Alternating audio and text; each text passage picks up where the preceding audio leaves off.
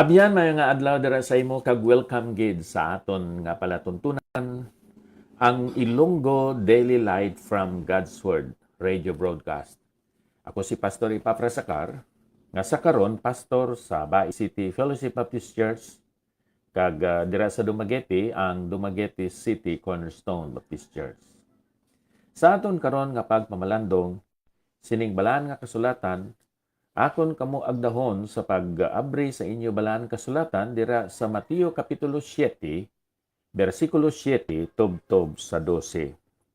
Pangayo kag kamo hatagan, pangita kag kamo makakita, panuktok kag kamo pagabuksan, kay ang tagsa-tagsa nga nagapangayo nagabaton, kag ang nagapangita makakita, kag ang nagapanuktok pagabuksan. O kung sino bala nga tao sa inyo nga kung ang iya anak magpangayo sing tinapay, maghatag sa iya sing bato, o kung magpangayo siya sing isda, maghatag sa iya sing manog. Yan kung kamo nga malaot, makahibalo maghatag sing maayo nga mga dulot sa inyo mga anak, daw ano pagid nga maayo nga mga butang ang ihatag sang inyo amay, ngayara sa langit, sa mga nagapangayo sa iya. Busa ang tanan nga butang, nga buot ninyo nga himuon sang mga tao sa inyo, himua man ninyo sa ila, kay amo kini ang kasuguan, kag ang mga manalagda. Kabay ang Ginoo magadugang sang pagpakamayo, sa sining mga pulong nga aton ginbasa.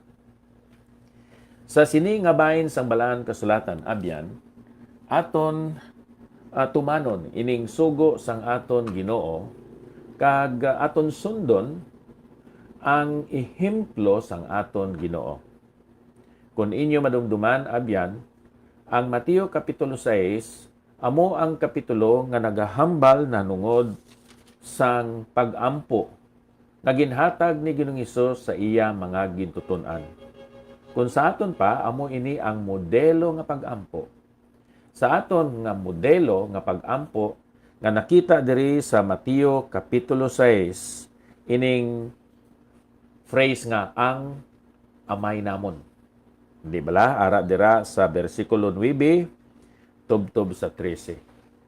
Sa sining nga modelo nga pag-ampo nga gintudlo ni Ginoong Hesus, abyan, ari diri, una, aton i-consider ang relasyon. Ang relasyon naton sa aton Diyos, siya aton amay. Ang relasyon naton sa aton isig katao, sila siyempre aton mga utod sa panimalay sang Diyos. Ang ikadua, aton makita diri ang request. Ang request, mga espirituhanon, kag mga material. Ang kapatawaran o kung ang kapasayloan sang sala, kag ikadua, ang pagkaon, ang material, nga bagay nga aton ginakinahanglan. Kag ikatatlo, makita naton sa sini nga pagkampo ang aton katungdanan. Ang katungdanan nato amo ang paghimaya sa aton Dios, ang paghalo sang iya nga ngalan, ang pagpakabalaan sang iya ngalan pinaagi sa pagkabuhi naton nga balaan man.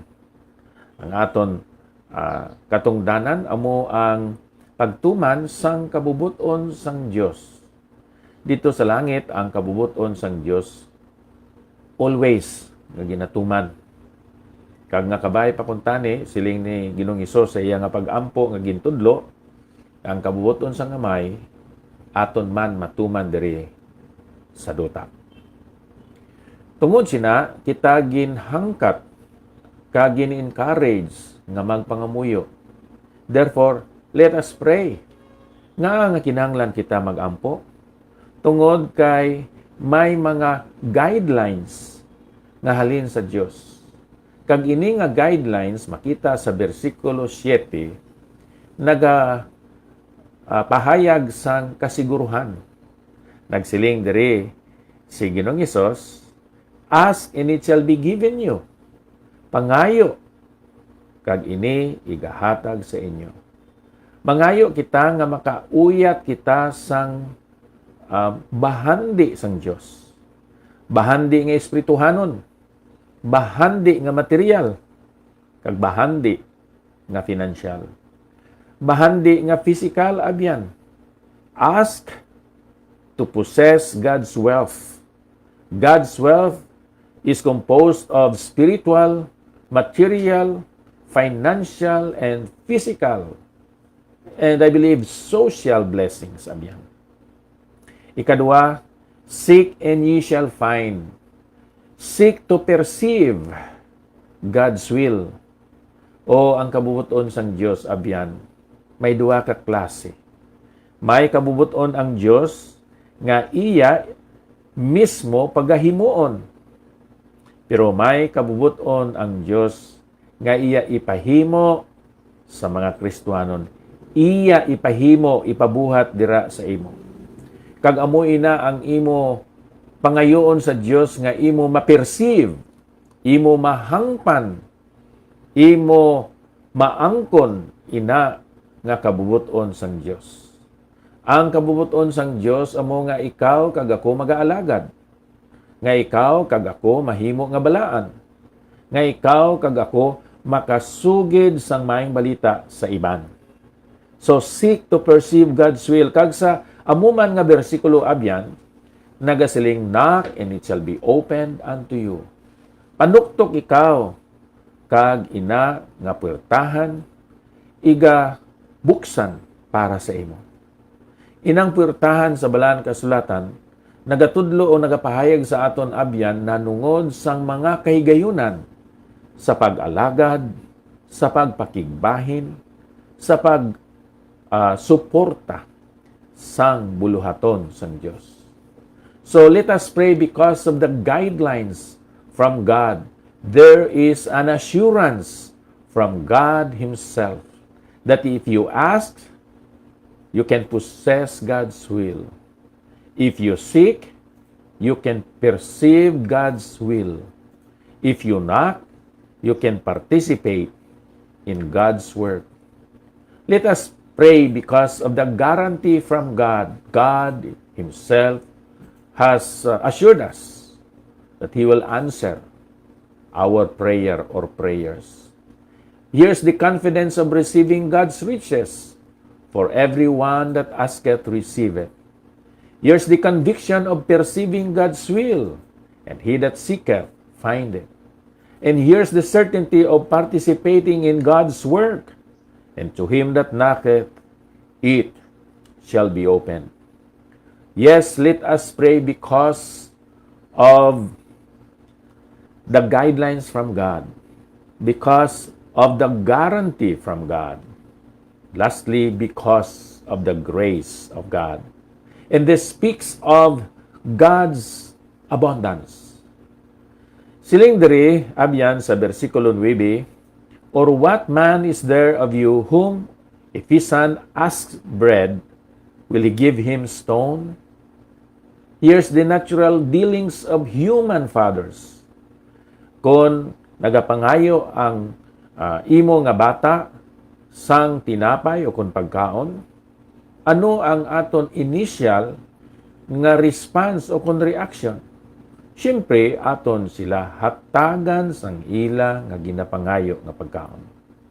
Wala naton sila ginhatagan sang bato. Wala naton ginyao-yao o kung ginbaton subong nga isa ka tinarso ang pagpangayo sang bata sang pagkaon. Kaya nga nagakabalaka kita sa aton anak o mga anak. Kung mangayo nga aton bata sang isda, wala naton ginhatagan sang manog.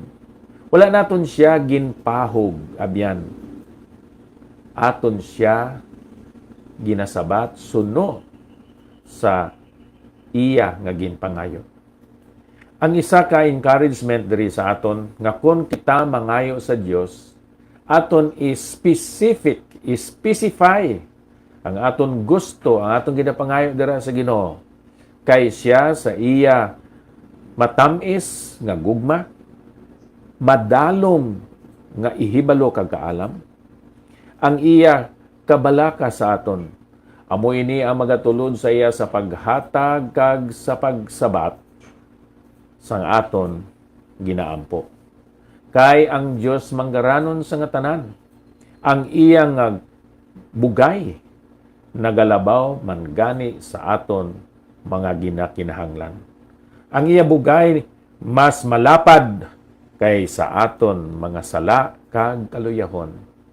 So amo na abyan tungod sa bugay sang Dios magpangamuyo kita. Tungod man sa supernatural nga pag-deal sang Dios nga amay. Sa verse 11 abyan, if ye then, being evil, know how to give good gifts unto your children. So, ari diri sa sining unang nga bahin sa sining nga bersikulo, the common practices of sinful earthly fathers. Bisan kita mga makasasala, naghatag man gani sang maayo nga mga dulot sa aton mga kabataan. Now, ang aton amay, mas labaw pa. Sa ikaduha nga bahin sa sining passage, how much more shall your Father which is in heaven give good things to them that ask Him. Ari diri ang mabinalakon nga paghimuno sang aton mahinatagon, maalwan, kag langitnon nga amay. Much more. Ari diri, nagalabaw pa ang iya pagtagad o kon ang iyang ginahimo sa aton. Ang aton mga huna-huna limitado. Kag nga tungod sina masandigan kag masaligan naton ang Dios nga siya gid magahimuno sa aton mga kinahanglan. Siya gid magasabat sang aton mga pag-ampo. Kag siya maga-protect sa aton. Sa siniman nga passage, therefore all things whatsoever ye would that men should do to you, do ye even so to them. For this is the law and the prophets. Here's the Christian principle and the promises to the follower of Christ. Ang aton prinsipyo nga makuha diri abyan amo ni ang golden rule. Kung ano ang gusto nimo nga pagahimuon sang tao sa imo, amo man ang imo pagahimuon, kaglabaw pagani sa iban nga mga tao. Do unto others as you wish others would do unto you. So ining aton Dios nagalabaw pa sa iya pagka mahinatagon sa aton nga mga ginakinahanglan. Ining aton Dios siya nga mahinatagon. Diyos siya nga may abilidad kagahom, kagkabalaka sa pagsabat sa aton nga mga pag-ampo. Let us pray to God because of the guidelines that Jesus Christ has given us, because of the guarantee from God, and because of the abundant grace of God. Indeed, He is a prayer-answering God. Therefore, let us pray to Him. Diyos nga balaan, madamo gid nga salamat sa imo nga kaayo sa amon nga mga kabuhi, madamo nga mga kahigayunan ngang amon mga pag-ampo imo gid nga ginsabat. Kaglabaw pagani sa amon ginhuna-huna, ginplano, kagin pangayo. Tungod kay hindi lamang ikaw powerful, kundi ikaw gracious kag merciful.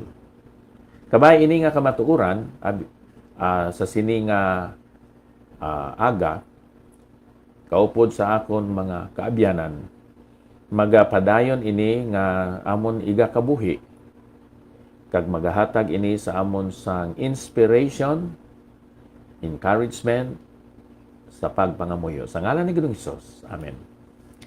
Okay, Nairel, salamat gid sa imong pag-replay sa sining aton segment karon. Diri kita anay sa wala pa kita maka guwa, no? Sa sining aton nga studio. Akon nga pagpangamusta dira sa kay Sister Elsie Bakang kag sa kay Sister Susie Novero.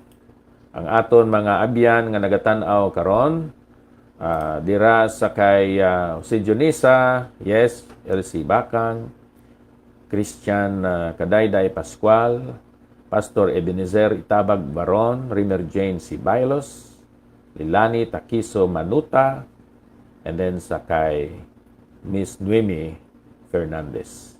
Kaupo diri sa studio ang aton kaupod kag deacon sa aton iglesia si Brother Jose Junisa.